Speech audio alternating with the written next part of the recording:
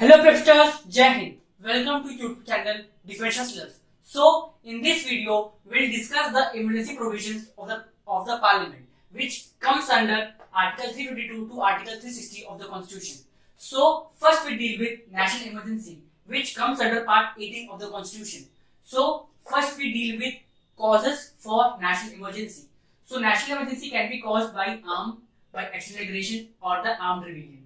External aggression का मतलब होता है कि अगर अपनी कंट्री इंडिया है, ठीक है, अगर उसका कभी वॉर डिक्लेयर होता है किसी नेबरिंग कंट्री के साथ, लाइक पाकिस्तान, भूटान, बांग्लादेश, इन सब के साथ, ठीक है, तो वो कैटेगरी में आएगा एक्सटर्नल एग्रेशन की। दूसरा, armed rebellion is change to internal disturbance by 44th amendment act 1978। बहुत ही इंपॉर्टेंट अमेंडमेंट है। इसमें जितनी प्रोसेस चल रहा है, इमरजेंसी प्रोविजंस के अंदर जितनी प्रोसेस चल रहे हैं, वो कहीं ना कहीं 44th अमेंडमेंट एक्ट 1978 के अंदर ही लाए गए हैं, ठीक है। तो इंटरनल डिस्टर्बेंस का मतलब क्या होता है? जैसे कि अपनी कंट्री इंडिया है, ठीक है, इसमें नक्सलवाद का काफी इशू होता है। छत्तीसगढ़ के साइड में जाओगे ना तो नक्सलवाद का इशू काफी ज्यादा रहता है, ठीक है। तो उस नक्सलवाद की वजह से अगर कभी कुछ इश्यूज क्रिएट हो जाते हैं स्टेट में या कंट्री में, तो वो इंटरनल डिस्टर्बेंस के अंडर में आएगा। दूसरा पॉइंट ये होता है कि जैसे इंडिया है, काफी डाइवर्स कंट्री है, ठीक है, हर तरह के रिलीजन आपको इंडिया में मिल जाएंगे। कभी कभी क्या होता है, रिलीजन्स के बीच में भी काफी कॉन्फ्लिक्ट इश्यूज हो जाते हैं, ठीक है, तो वो भी एक इंटरनल डिस्टर्बेंस का रूप ले सकता है। तो ये सब जो सिचुएशंस होती हैं वो इंटरनल डिस्टर्बेंस के अंडर में आते हैं, और इन्हीं इन तीन इश्यूज से ही नेशनल इमरजेंसी किसी कंट्री में लगती है, ठीक है। आप डील करते हैं 38 अमेंडमेंट एक्ट 1975। ये क्या कहता है कि नेशनल इमरजेंसी जो होती है can go for judicial review. Judicial review मतलब कि अगर नेशनल इमरजेंसी किसी कंट्री में लगती है तो नेशनल इमरजेंसी खत्म होने के बाद कोई भी सिटीजन ऑफ इंडिया एक केस फाइल कर सकता है कोर्ट में कि किस बेसिस पे नेशनल इमरजेंसी लगाई गई थी इस कंट्री के अंदर, किस बेसिस पे नेशनल इमरजेंसी लगाई गई थी। इसके लिए वो एक कोई भी केस फाइल कर सकता है कोर्ट में, ठीक है। तो ये पावर कौन देता है? 38 अमेंडमेंट 1975। और इसको भी लाया गया था बाय 44th अमेंडमेंट 1978 के अंदर में ही इसको लाया गया था, ठीक है। अब हम देखते हैं इनिशिएशन, मतलब कि कैसे नेशनल इमरजेंसी किसी कंट्री में लगती है इंडिया में, ठीक है। तो इनिशिएशन क्या होगा इसका कि पावर प्रेसिडेंट के पास ही होती है। मतलब जो नेशनल इमरजेंसी जो डिक्लेयर करता है कंट्री में, वो पावर प्रेसिडेंट के पास ही होगी, ठीक है, प्रेसिडेंट के पास ही होती है। लेकिन इसका भी प्रोसेस होता है। पहला प्रोसेस क्या होगा कि बिल पेश किया जाएगा पार्लियामेंट में, बिल प्रेजेंट इन पार्लियामेंट, ठीक, बिल प्रेजेंट कर दिया पार्लियामेंट में। अब वो जो पर्टिकुलर बिल है उसको 1 मंथ के अंदर अंदर पास होना पड़ेगा both the houses of the parliament. अगर वो पास नहीं होता विद इन 1 मंथ के अंदर, तो वो जो पर्टिकुलर बिल है वो ऑटोमेटिक पास हो जाएगा, ठीक है। तो 1 मंथ के अंदर अंदर उस बिल को दोनों हाउस से पास होना पड़ेगा, नहीं होता तो ऑटोमेटिकली पास हो जाएगा वो पर्टिकुलर बिल, ठीक है। थर्ड, जब अब प्रेसिडेंट का एब्सेंट हो गया, अब वो नेशनल इमरजेंसी डिक्लेयर होगी पूरी कंट्री में, ठीक है। अब ड्यूरेशन क्या होता है, नेशनल इमरजेंसी की ड्यूरेशन क्या होता है? तो इसका ड्यूरेशन क्या होता है? 6 मंथ्स। 6 मंथ तक इमरजेंसी नेशनल इमरजेंसी किसी देश में लगी रहती है। बियॉन्ड 6 मंथ एक्सटेंड कर सकता है, बियॉन्ड भी जा सकता है, लेकिन उस केस में आपको स्पेशल मेजॉरिटी की रिक्वायरमेंट हो जाएगी हाउस पे। डिस्कस करेंगे स्पेशल मेजॉरिटी क्या होती है आगे के अपने लेक्चर्स में। तो स्पेशल मेजॉरिटी, अगर लोग पार्लियामेंट में ये कहते हैं कि बियॉन्ड 6 मंथ हमें नेशनल इमरजेंसी को एक्सटेंड करना चाहिए, तो national emergency can be extend beyond 6 month, लेकिन 6 मंथ तो रहेगी, बियॉन्ड 6 मंथ भी जा सकती है। अब हम डिस्कस करते हैं रिमूवल। जो रिमूवल पावर होता है वो भी डिक्लेयर कौन करता है? प्रेसिडेंट ही रिमूव भी करता है, लेकिन इसका भी एक प्रोसेस होता है। प्रोसेस क्या होगा कि पहले जो स्पीकर ऑफ पार्लियामेंट होगा, चाहे वो लोकसभा का स्पीकर हो चाहे वो राज्यसभा का स्पीकर हो, जो स्पीकर ऑफ पार्लियामेंट होगा वो एक अर्जेंट मीटिंग बुलाएगा पार्लियामेंट में। उस अर्जेंट मीटिंग में मिनिमम 1/10 मेंबर प्रेजेंट होने चाहिए। इसको हम क्वारम भी कहते हैं। क्वारम का मतलब होता है कि वो मिनिमम मेंबर्स जो पार्लियामेंट में प्रेजेंट होते हैं, है ना, तो उसको हम क्वारम भी कहते हैं, ठीक है। तो 1/10 मेंबर मिनिमम प्रेजेंट होने चाहिए। अब ये 1/10 मेंबर क्या करेंगे? एक रिटर्न नोटिस देंगे स्पीकर ऑफ पार्लियामेंट को, ठीक है, रिटर्न नोटिस देंगे स्पीकर ऑफ पार्लियामेंट को कि नेशनल इमरजेंसी को हमें रिमूव करना चाहिए, ठीक है। जब वो देते हैं 1/10 मेंबर देंगे, उसके बाद ही नेशनल इमरजेंसी को निकाला जाएगा by the approval of president. Now we'll deal with effects of national emergency on the country. So first we'll deal with executive effect. Executive effect का मतलब क्या होता है कि एग्जीक्यूटिव लेवल पे क्या इफेक्ट्स पड़ेगा. तो जो सेंटर पे एग्जीक्यूटिव्स होते हैं, सेंटर एग्जीक्यूटिव्स जो होते हैं, सेंटर एग्जीक्यूटिव्स है ना, सेंटर एग्जीक्यूटिव्स जो होते हैं, जो कौन कौन होगा, पीएम होता है, काउंसिल ऑफ मिनिस्टर्स होते हैं और प्रेसिडेंट होता है. They comes under the centre executives. वो होल्ड करते हैं स्टेट एग्जीक्यूटिव्स को.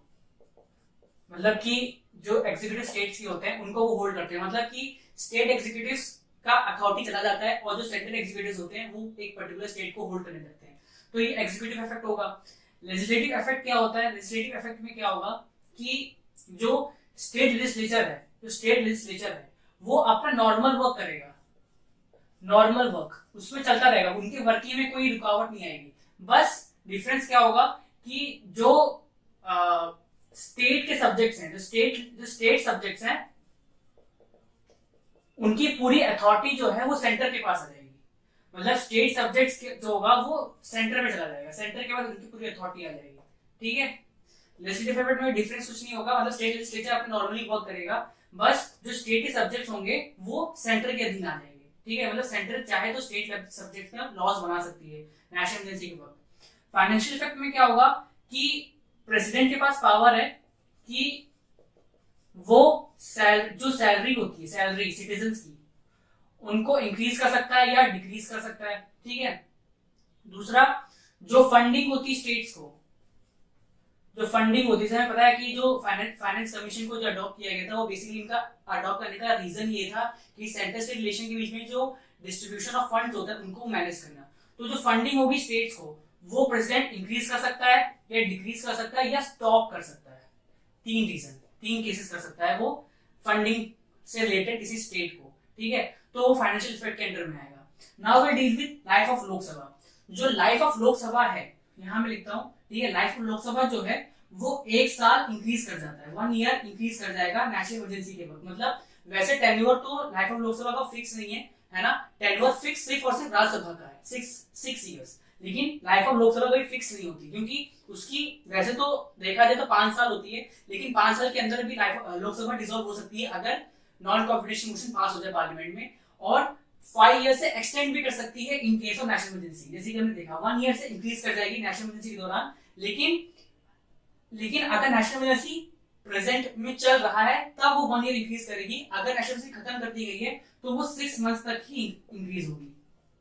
मतलब 1 ईयर कब जाएगी? जब नेशनल इमरजेंसी चल रही है तब उस वक्त 1 ईयर बढ़ेगी. अगर खत्म हो चुकी है नेशनल इमरजेंसी तो वो 6 मंथ तक ही बढ़ेगी. ठीक है. अब हम देखते हैं फंडामेंटल राइट्स के ऊपर. एफआर मतलब फंडामेंटल राइट्स होगा, उस पे क्या इफेक्ट पड़ता है नेशनल इमरजेंसी का. तो उसमें आते हैं article 358 and article 359 of the constitution. Article 358 क्या कहता है? Suspension of article 19. आर्टिकल 19 को, आर्टिकल 19 जो होगा वो उसको सस्पेंड कर दो, उसको हटा दो. आर्टिकल 19 का मतलब होता है कि, और आर्टिकल 19 ये किससे करता है? Freedom of move. Freedom of move. ठीक है. आर्टिकल 19 करता है फ्रीडम ऑफ मूव से. तो आर्टिकल 19 को सस्पेंड करना होता है, आर्टिकल 358 के अंदर में आता है. आर्टिकल 19 को सस्पेंड कर दो. लेकिन जो आर्टिकल 19 है ये सिर्फ एक्सटर्नल इमरजेंसी पे लगती है. Only in case of external emergency. External emergency case पे ही आर्टिकल 358 वैलिड होगी. और ये जब लगेगी तो ये पूरी कंट्री पे लगेगी, ऑन फुल कंट्री वैलिड होगी. ठीक है. ये डील करता है आर्टिकल 358. मतलब article 358 deal with suspension of article 19. Suspension of article 19. Article 19 related to freedom of move. Article 358 only include होगा एक्सटर्नल इमरजेंसी केस में, और ये पूरी कंट्री पे लगती है. आर्टिकल 359 क्या कहता है कि suspension of all fundamental rights except 2 rights. Right to jail, right to jail, sorry जगह नहीं है, थोड़ा बोर्ड छोटा है तो एडजस्ट करना पड़ेगा. Right to jail. ठीक है. एंड दूसरा right of life and personal liberty. Right of life and personal liberty. ये आप जब फंडामेंटल राइट्स पढ़ेंगे हम लोग अपनी वीडियोस में तब हम डिस्कस करेंगे right to jail and right of life and personal liberty. इन दोनों केसेस को छोड़ के जितनी फंडामेंटल राइट्स एग्जिस्ट करते हैं उन सबको सस्पेंड कर दो. और आर्टिकल 359 जो होगा वो किस पे लगेगा, वो लगेगा आपका इंटरनल प्लस एक्सटर्नल इमरजेंसी, दोनों केसेस में लगेगा।